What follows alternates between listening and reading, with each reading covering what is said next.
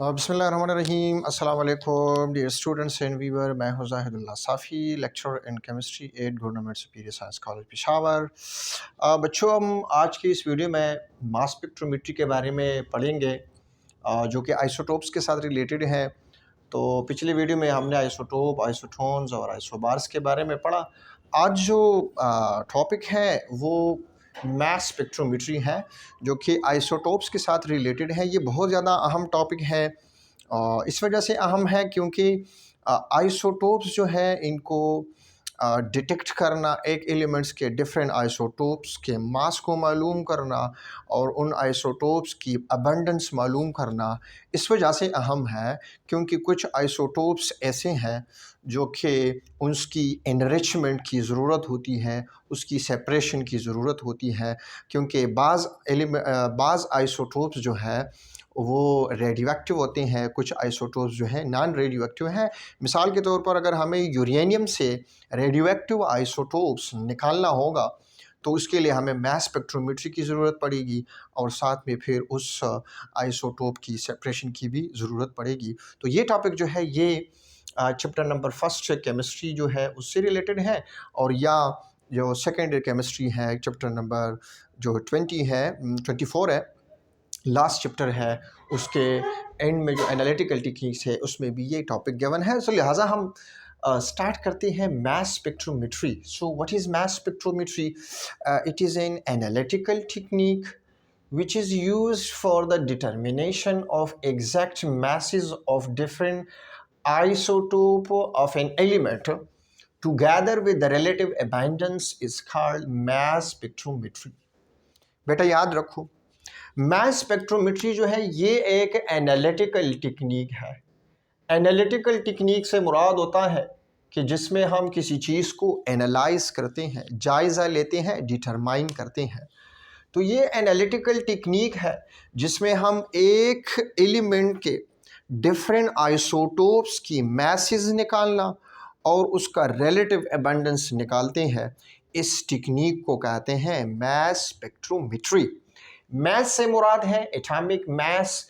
Spectrometer जो है लफ्ज़ निकला है, स्पेक्ट्रोमेट्री जो है जिसमें वो टेक्निक है जिसमें हम सोर्स ऑफ एनर्जी यूज़ करते हैं, इलेक्ट्रॉन नॉट लाइट। बाकी जो स्पेक्ट्रो फोटोमीटर्स है उनके मुकाबले में ये थोड़ा डिफरेंट है क्योंकि यहाँ पर सोर्स ऑफ एनर्जी यूज़ किया जाता है, high energy beam of electrons use करते हैं।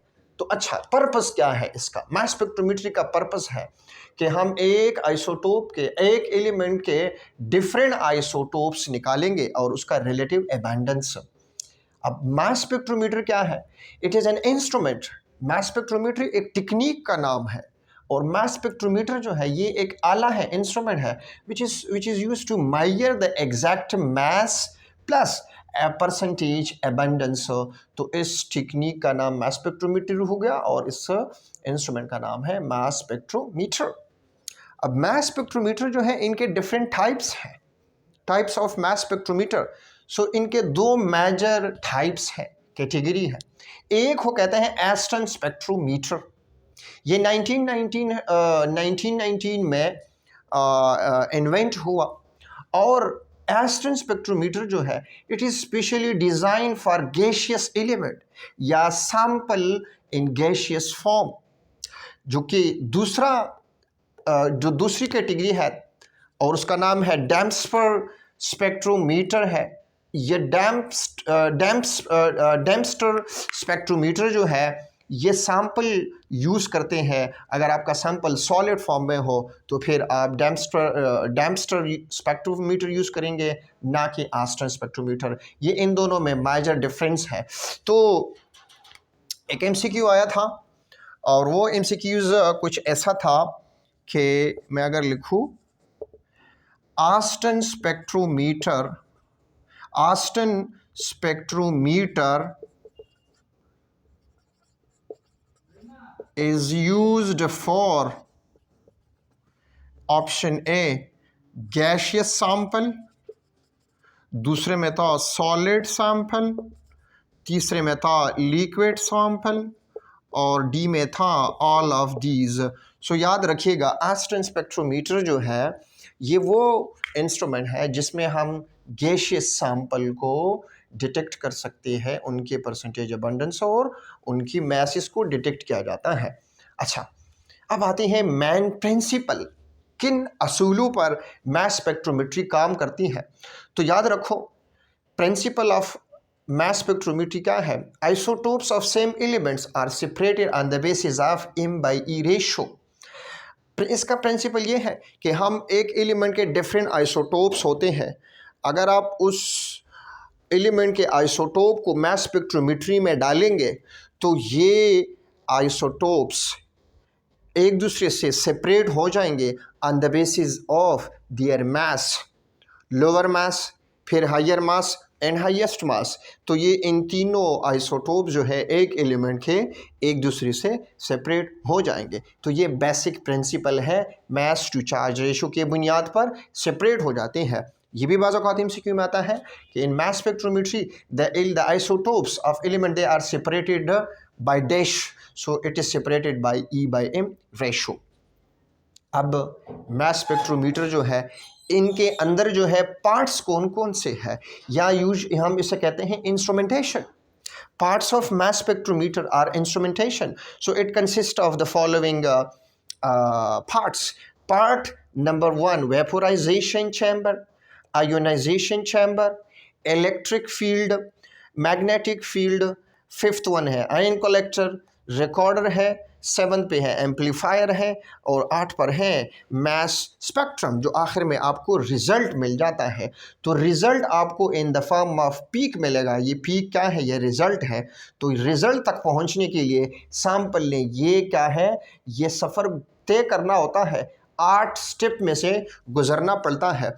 तो ये एक स्कीमेटिक डायग्राम है एस्टन स्पेक्ट्रोमीटर का। एस्टन स्पेक्ट्रोमीटर क्या है? इसमें हम सैंपल को क्या करते हैं, गैशियस सैंपल है, गैशियस सैंपल यहाँ से यानी वेपर्स है, ये यहाँ इंटर हो जाते हैं। तो अगर आपका डैम्स्टर फोटो स्पेक्ट्रोमीटर होगा तो इसको वेपोराइज भी करना होता है, लेकिन ये एस्टन है, लिहाजा हम कहते हैं कि sample in the form of gases जो है ये इनलेट है, सैंपल जो है इंटर हुआ। ये कौन सा सैंपल है? ये नियान का सैंपल है, नियान सैंपल, ठीक है। अच्छा, नियान का सैंपल जब यहाँ से इंटर हो जाता है, यानी फर्स्ट जो आपका स्टेप है, आपने किसी भी एलिमेंट हो, अगर वो सॉलिड फॉर्म में हो या लिक्विड फॉर्म में हो, अव्वल आपने इसको वेपोराइज करना है। वेपोराइजेशन क्या है?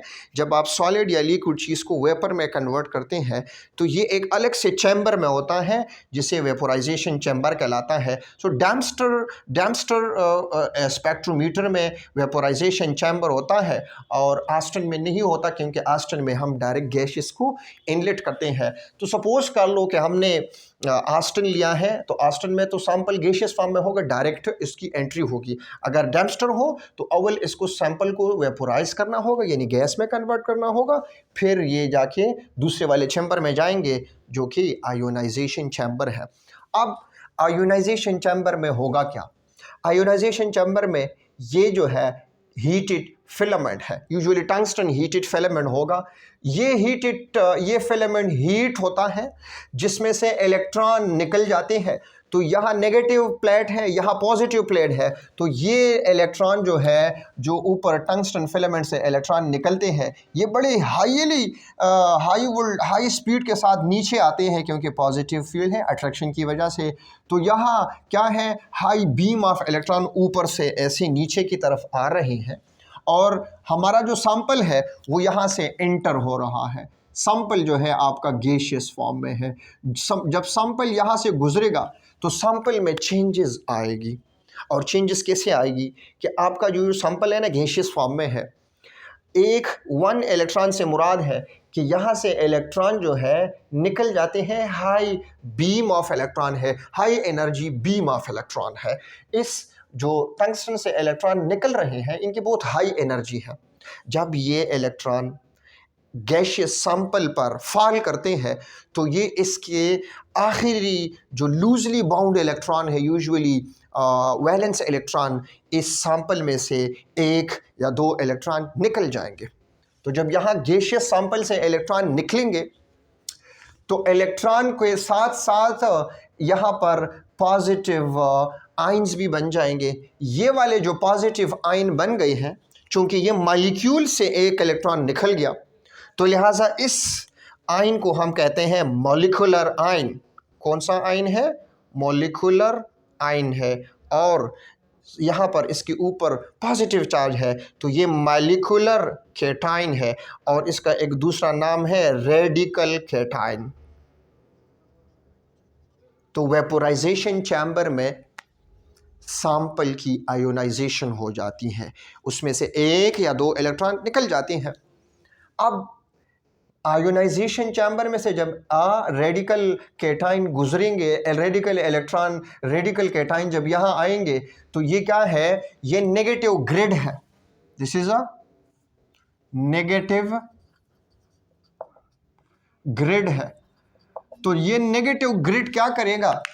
इन केटाइन को एक्सेलरेट करेगा, क्योंकि यहाँ इन तीनों नेगेटिव प्लेट जो है, इसके जो वोल्टेज है 500 से लेकर 2000 वोल्ट्स इनका वोल्टेज है। तो यहाँ बहुत ज़्यादा वोल्टेज की वजह से ये वाले केटाइन बहुत तेज़ी के साथ इन ग्रिड में से गुजर जाएंगे।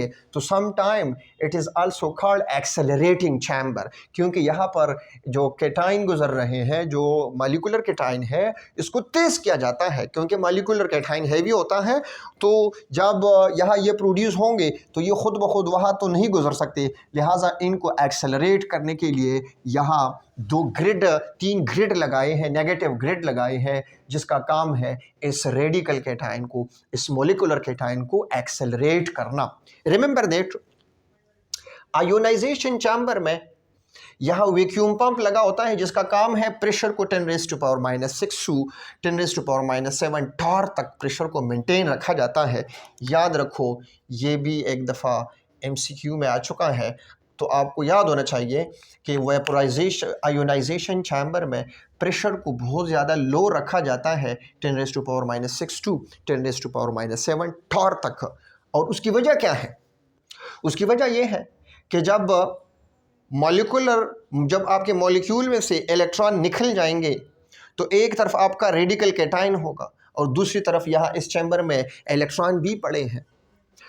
तो अगर प्रेशर ज़्यादा हो तो ये मॉलिक्यूलर केटाइन और इलेक्ट्रॉन आपस में ज़्यादा कोलिजन करेंगे, तो आपका दोबारा न्यूट्रल मॉलिक्यूल बनाएगा। इस वजह से प्रेशर को कम रखा जाता है, ताकि इनके आपस में कोलिजन के चांसेस बहुत कम हो। तो कोलिजन के चांसेस जब कम हो तो आपका मॉलिक्यूलर केटाइन दोबारा न्यूट्रल फॉर्म में कन्वर्ट नहीं होगा। इस वजह से इस प्रेशर को जो है 10⁻⁶ टू 10⁻⁷ टॉर रखा जाता है। वापस आओ अपनी एक्सेलरेटिंग चैम्बर्स। जब रेडिकल केटाइन यहाँ एक्सेलरेटिंग चैम्बर में से गुजरेंगे, तो यहाँ मैग्नेटिक फील्ड है, नॉर्थ पोल है और ये साउथ पोल है। जब ये वाले मॉलिक्यूलर केटाइन जो है, जो असल में हमने नियान का सैंपल इनलेट किया है, नियान के सैंपल में 3 आइसोटोप्स है, तो ये 3 आइसोटोप डिफरेंट मासेस के हैं।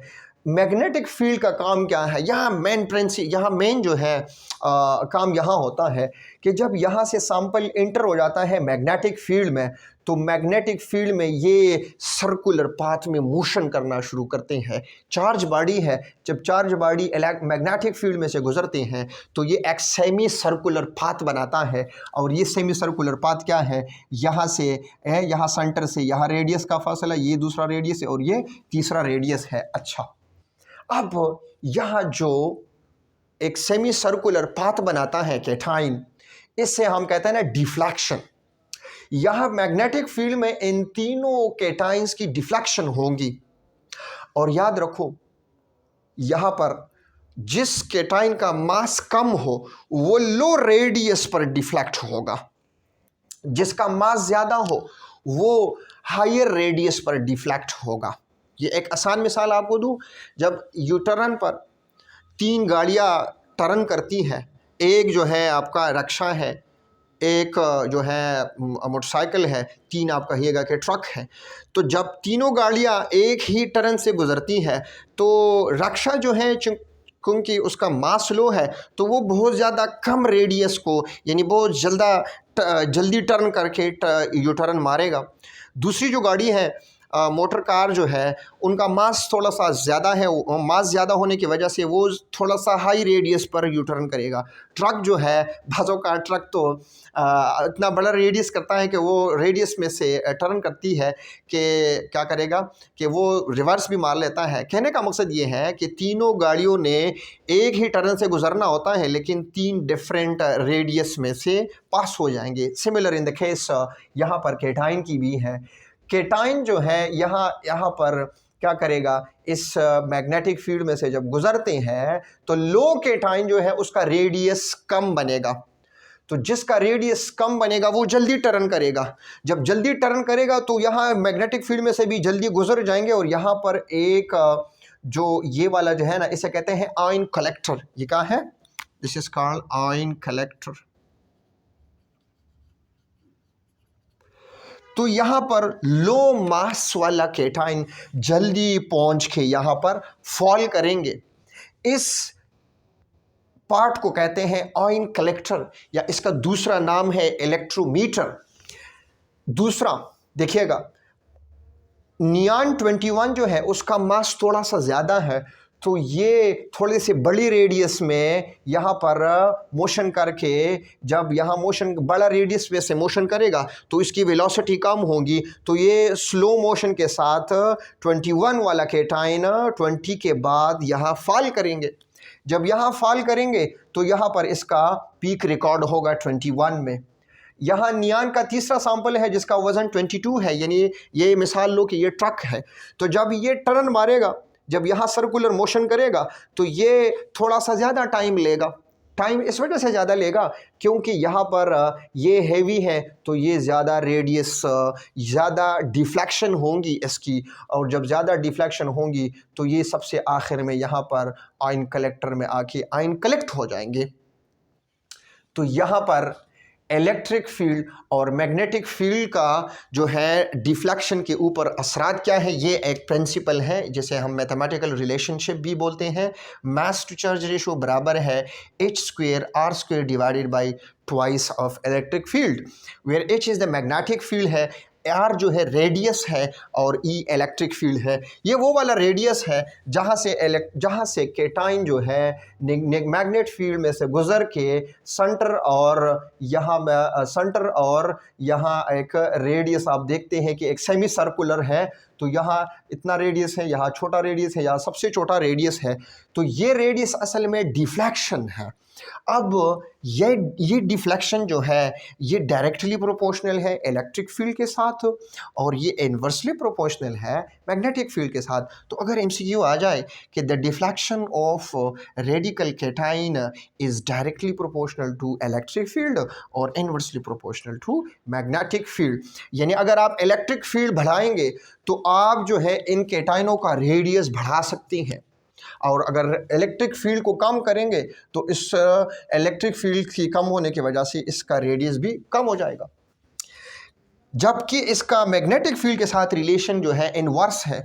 अगर मैं मैग्नेटिक फील्ड का स्ट्रेंथ कम करूं तो इसका रेडियस बढ़ जाएगा, अगर मैं मैग्नेटिक फील्ड का स्ट्रेंथ ज़्यादा करूं तो इसका रेडियस छोटा हो जाएगा।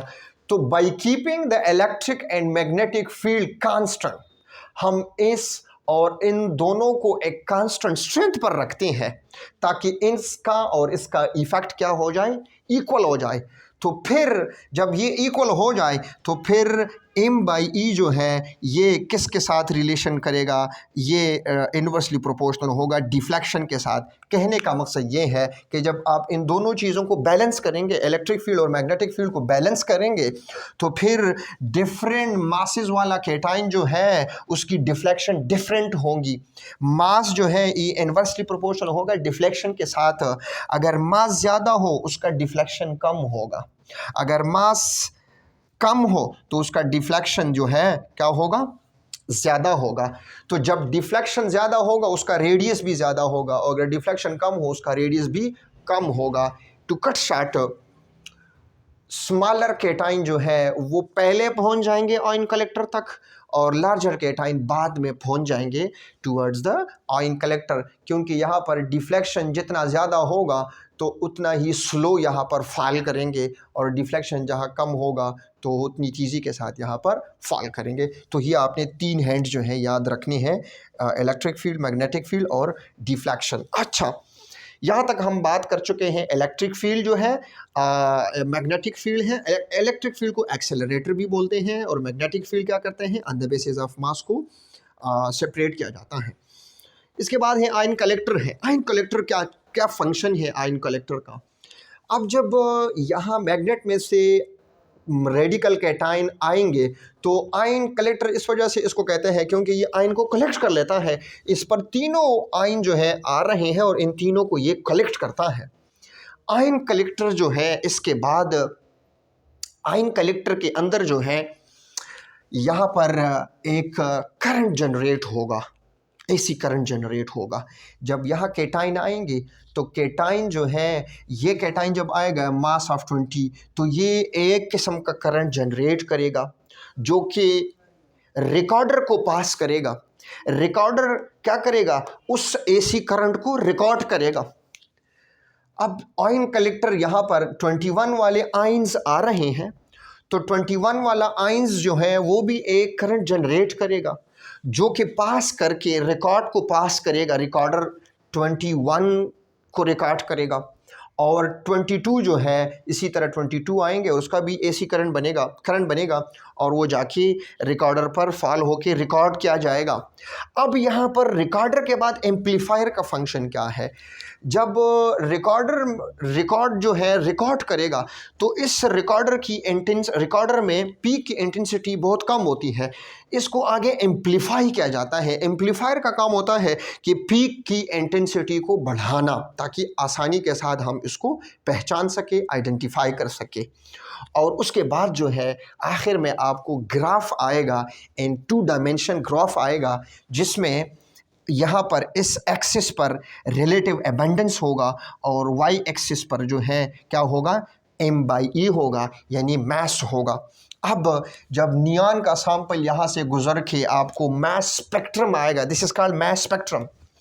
मास स्पेक्ट्रम में आपको 3 पीक नज़र आएंगे, एक बड़ा पीक है, दूसरा पीक है और तीसरा पीक है। याद रखिएगा, number of peaks it show the number of isotopes.